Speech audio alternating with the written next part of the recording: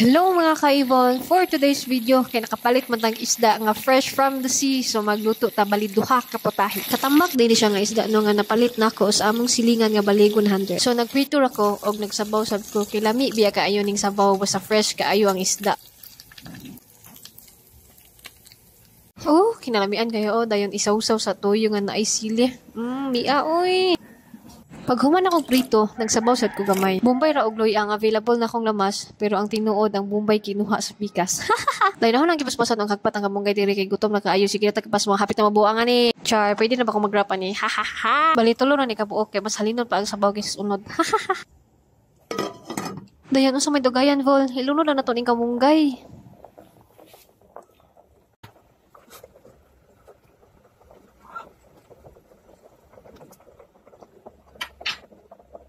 Dayon mao na ni pinirito, soy sauce, sabaw, rice. Kung iabot ka sa tumoy, thank you and God bless.